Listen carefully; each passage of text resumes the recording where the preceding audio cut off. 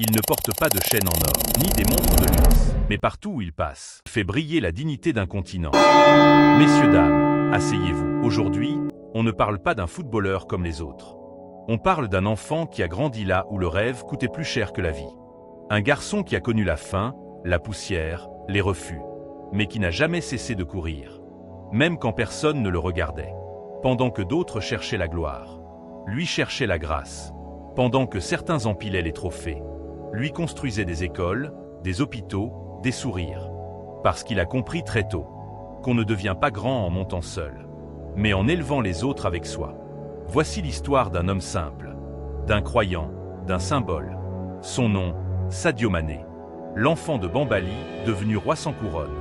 Et n'oubliez pas, ici, on ne juge pas. On ne fait que raconter l'histoire. Sadio Mané est né le 10 avril 1992, à Bambali, un petit village du sud du Sénégal, dans la région de Sédhiou. Là-bas, les routes sont encore en terre, l'électricité rare, et les rêves, souvent trop grands pour les moyens du village. Il grandit dans une famille modeste, profondément musulmane. Son père, imam du village, était respecté, strict, et voyait l'avenir de son fils ailleurs que sur un terrain de foot. À cette époque, Sadio ne possédait ni chaussures de sport, ni ballon. Il jouait pieds nus, avec des ballons faits de chiffon noué. Chaque après-midi, après l'école, il retrouvait ses amis sur le terrain poussiéreux derrière la mosquée. Là, entre les cris des enfants et la chaleur, il forgeait sans le savoir les premiers gestes de sa légende. Très tôt, il comprend que le football est plus qu'un jeu, c'est son seul moyen de s'en sortir. Mais dans une famille pieuse où l'éducation religieuse passe avant tout, le foot n'était pas considéré comme un avenir sérieux. Un jour, lors d'un match de quartier, un recruteur local venu de Ziguinchor remarque sa vitesse, son sang-froid et son instinct. Mais ses parents refusent de le laisser partir. Sadio insiste, supplie, prie, sans succès. En 2007, Sadio Mané a 15 ans. Il vit toujours à Bambali, un village isolé du sud du Sénégal, loin de tout centre d'entraînement. À cet âge, il n'a jamais quitté sa région, mais il sait déjà ce qu'il veut faire, devenir footballeur professionnel. Le problème, c'est que chez lui, personne n'y croit. Son père, imam du village, refuse qu'il abandonne l'école pour courir derrière un ballon. Alors, Sadio prend une décision radicale. Il s'enfuit. Un matin, sans prévenir sa famille, il quitte Bambali. Il n'a ni argent, ni téléphone, ni vêtements de rechange. Il marche plusieurs kilomètres jusqu'à Ziguinchor, puis monte dans un bus pour Dakar, à plus de 400 kilomètres. Un voyage de plus de 20 heures, payé grâce à l'aide d'un voisin qui croit en lui. Arrivé dans la capitale, il ne connaît personne. Il dort d'abord chez un ami d'un ami, dans des conditions précaires. Son objectif, trouver un club. Il apprend qu'une détection est organisée par l'Académie Génération Foot, un centre partenaire du club français FC Metz. Il s'y rend avec un simple short et des chaussures usées. Quand il arrive sur le terrain, les autres jeunes le regardent avec méfiance. Son apparence pauvre attire les moqueries. Un organisateur lui demande même s'il s'est trompé de lieu. Mais dès les premières minutes du match d'essai, tout change. Sadio court plus vite que les autres, dribble sans effort, garde le ballon collé à ses pieds. Les recruteurs notent son nom. Madi Touré, fondateur de Génération Foot, se souvient. Il n'avait rien, mais il jouait comme s'il voulait tout. Ce garçon-là, on ne pouvait pas le laisser partir. Quelques jours plus tard, il est accepté à l'académie. Pour la première fois, il a un vrai terrain, un maillot, un lit. Mais surtout, une chance. Au téléphone, il annonce la nouvelle à sa famille. Sa mère pleure de soulagement, son père reste silencieux. Il n'aura jamais le temps de voir son fils réussir. Il meurt peu après, des suites d'une maladie. Ce drame devient le moteur de tout ce qui suivra. Sadio dira plus tard: « Quand mon père est mort, j'ai compris que je devais tout faire pour que plus personne dans ma famille ne connaisse ce genre de douleur. » De ce jour-là, il ne s'est plus jamais arrêté de courir. En 2011, après des années d'efforts à l'Académie Génération Foot, Sadio Mané décroche enfin son billet pour l'Europe. Direction, la France, au FC Metz, grâce au partenariat entre les deux clubs. Il a 19 ans. Quand il arrive à Metz, il ne parle pas français couramment. Il découvre le froid, la distance, la solitude. Le jeune garçon qui n'avait jamais quitté son village se retrouve dans un monde où personne ne le connaît et où tout doit se mériter. Au club, il dort dans un petit logement partagé avec d'autres jeunes et passe ses soirées à appeler sa mère depuis un téléphone public. Mais sur le terrain, son talent saute aux yeux. Il débute en Ligue 2, en janvier 2012 face à Bastia. Quelques matchs plus tard, il inscrit son premier but professionnel contre Guingamp. Malheureusement, Metz descend en national cette saison-là. Mais Mané a attiré les regards. Les recruteurs du Red Bull Salzbourg en Autriche le suivent de près. Quelques mois plus tard, il signe son premier grand contrat européen. À Salzbourg, tout s'accélère. Il apprend l'allemand, travaille sur son physique, s'adapte à la rigueur européenne. Il devient un titulaire indiscutable, inscrit 45 buts en 87 matchs et remporte le doublé championnat-coupe en 2014. Mais malgré le succès, son ambition reste intacte. Il veut évoluer dans le championnat le plus compétitif du monde. En 2014, il rejoint Southampton en Premier League. C'est là que l'Europe découvre vraiment sa vitesse, sa puissance et son mental. Le 16 mai 2015, il entre dans l'histoire. Triplé en 2 minutes 56 secondes contre Aston Villa, le plus rapide de l'histoire du championnat anglais. À Liverpool, c'est une nouvelle vie. Sous Klopp, Mané devient plus qu'un attaquant, un soldat.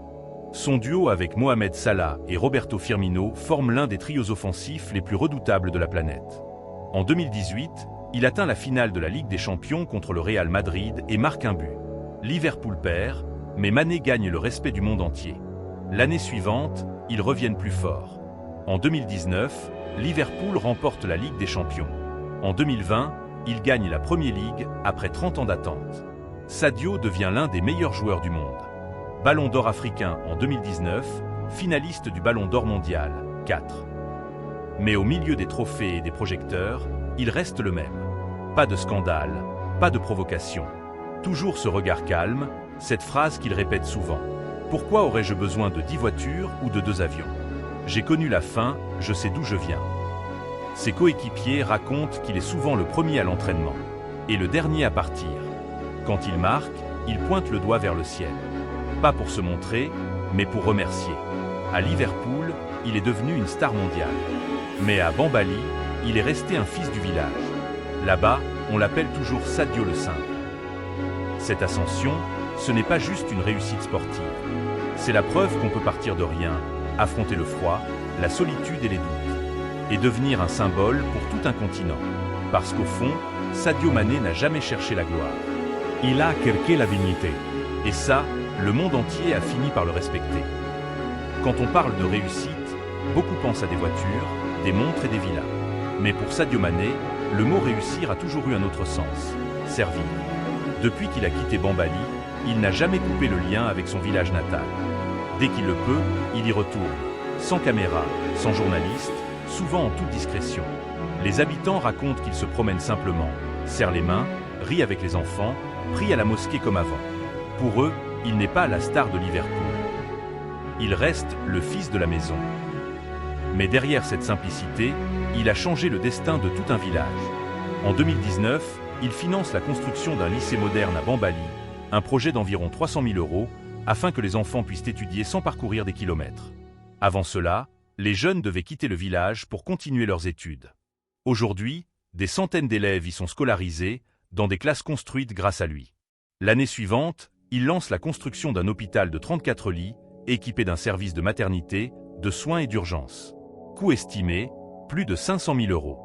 En juin 2021, il revient en personne pour remettre officiellement l'hôpital au ministère de la Santé du Sénégal. Le ministre dira ce jour-là: ce que fait Sadio Mané pour son pays dépasse le football. C'est un modèle pour toute une génération. Et il ne s'est pas arrêté là. Il a également offert un stade de football à Bambali pour encourager les jeunes à poursuivre leurs rêves. Il a installé un réseau électrique complet dans la zone et distribue régulièrement de l'argent aux familles les plus démunies. Environ 70 € par mois à chaque foyer, dans un pays où le salaire moyen dépasse à peine 100 €. Il soutient aussi la construction d'une station-service et d'une poste de police pour sécuriser la région. En parallèle, il a créé des bourses scolaires et finance la carrière de jeunes footballeurs sénégalais. Malgré tout cela, Sadio Mané reste d'une modestie désarmante. Lors d'une interview en 2020, quand un journaliste s'étonne qu'il n'ait pas de montre de luxe ni de vêtements de marque, il répond calmement: « Pourquoi aurais-je besoin de tout ça? J'ai connu la faim, j'ai travaillé dans les champs. Aujourd'hui, j'aide les miens. C'est ma plus grande richesse. » Son retour à Bambali n'a rien d'une démonstration de force. Il ne vient pas en héros, mais en frère. Il prie avec les anciens, joue avec les enfants, écoute les problèmes du village. Il parle peu, mais agit beaucoup. En 2022, après avoir remporté la Coupe d'Afrique des Nations avec le Sénégal, premier titre de l'histoire du pays, il dédie la victoire au peuple sénégalais et surtout à Bambali. Quelques mois plus tard, il revient une nouvelle fois au village avec le trophée pour le montrer aux jeunes qu'il avait vu partir 15 ans plus tôt. Certains pleurent, d'autres crient son nom, mais lui gardent la tête baissée, le sourire humble. Ce jour-là, il a prouvé quelque chose de rare, que la gloire n'a de valeur que lorsqu'elle éclaire les autres. Sadio Mané est devenu un bâtisseur, pas seulement de stade, mais d'espérance. Un modèle d'humilité dans un monde obsédé par l'apparence. Et chaque fois qu'il retourne à Bambali, c'est comme si le cercle se refermait. Le garçon pieds nus est revenu, non pas pour montrer sa richesse, mais pour rendre ce que la vie lui a donné. Parce que pour lui, la vraie victoire ne se joue pas sur un terrain. Elle se construit dans le cœur de ceux qu'on aide à se relever. Dans un monde où l'on confond souvent briller et réussir, Sadio Mané a choisi un autre chemin. Pendant que beaucoup affichent leur fortune, lui a choisi de partager la sienne. Il a compris quelque chose que peu de gens comprennent. La richesse, ce n'est pas ce que tu gardes pour toi, c'est ce que tu sèmes dans la vie des autres. Il aurait pu s'offrir des voitures de luxe, des villas sur plusieurs continents. Mais il a préféré construire un hôpital, une école, un avenir pour des centaines d'enfants. Et c'est là que réside sa vraie victoire. Parce que la grandeur d'un homme ne se mesure pas à ce qu'il possède, mais à ce qu'il donne. Et plus il donnait, plus il devenait grand. Dans le football moderne, où la célébrité efface souvent la simplicité, Sadio Mané rappelle que le respect est plus fort que la gloire, que l'humilité attire plus de lumière que l'or, et que la foi, la discipline et la gratitude sont les vraies marques du succès. Il a tout gagné, la Ligue des Champions, la Coupe d'Afrique, le Ballon d'Or africain. Mais il n'a jamais perdu ce qu'il avait de plus précieux, son cœur d'enfant et sa fidélité à Bambali. Alors la question, elle est simple. Et toi, que fais-tu de ta réussite? Tu veux qu'on se souvienne de ce que tu as eu, ou de ce que tu as donné? Sadio Mané n'a pas changé le monde avec des mots. Il l'a changé avec des gestes. Et c'est peut-être ça, le secret de la vraie réussite. Rendre grâce à Dieu, et rendre espoir aux hommes. Il y a des carrières qui brillent, et d'autres qui éclairent. Sadio Mané, lui, n'a jamais cherché la lumière.